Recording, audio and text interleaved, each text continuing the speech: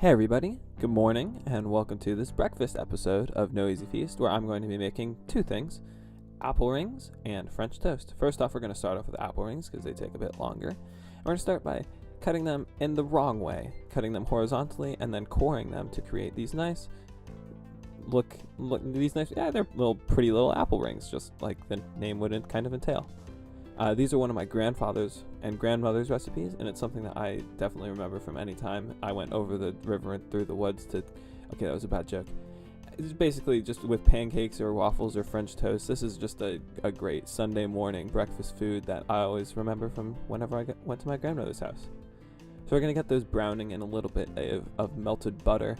And then after about 5 minutes in the melted butter on a pretty low temperature, we really don't want to scorch these. The objective is to cook them kind of low and slow. I'm going to dust the tops of each of these apple rings with just a little bit of cinnamon, and then we're going to let them go for a couple more minutes until they're like just steaming a little bit and the bottoms look a little bit browned. So then we're going to give them all a good flip, and the bottoms doesn't have to be all the way brown because I'll actually end up flipping these back and forth a couple more times before they're done. And then we're going to let them go a little bit more, another five minutes or so, and then give them yet another dusting of cinnamon on top.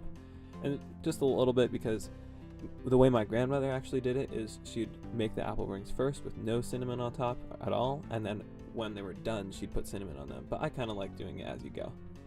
And as you go, you can also add just a couple more nuggets of butter, because who doesn't like a little bit extra butter, and that will make the apples brown up quite nicely.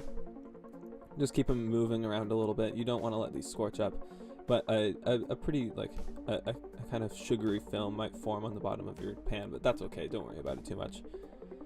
And readjust your camera and make sure that the apples are looking great, and then add just a little bit of brown sugar on top. We don't want to get this too far, but it's going to kind of make a caramel sauce. Now we're going to make our custard for French toast, which starts off 1 cup of milk and 1/3 cup of half and half, 1 egg, and then those 4 egg yolks that you might have left over if you just made the coconut macaroons. I think those are macaroons.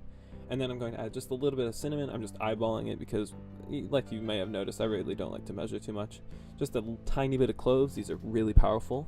These are ground cloves. You don't want to add too many of them, but they add a nice layer. And then just a little bit of ground allspice, just, a little bit more, why not? And just a tiny bit, about that much. That's about a half teaspoon. So maybe probably a 1/4 teaspoon of nutmeg. And then get an immersion blender. That's not an immersion blender. Get a hand mixer. That's what it's called. And mix it up really good. We want to make this into a nice, really smooth custard. You should not be able to see any lumps of eggs or anything like that. And then we're going to thoroughly coat each piece of bread, and then put them on a griddle. You can do this on a pan. I like to do it on a griddle because I can get more pieces of bread at once. And then look at that flip. That's good. And that's about 5 minutes at about 325 to 350 degrees on your griddle. Then I'm going to give them a nice stack, and I want to plate these up and make them look good. And then you can see I've got my apple rings going in the background, and I'm going to take them and get them all nice and plated up.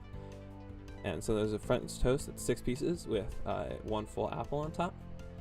And then I'm going to give it a nice drizzle of real maple syrup. I cannot stress this enough. If you're not using real maple syrup, you just don't bother. Please, come on. Use real maple syrup. And then, because I'm feeling fancy, we're going to give it a nice dusting of powdered sugar. And that's it. That's homemade grandma's apple rings and French toast. Thanks, and we'll see you next time.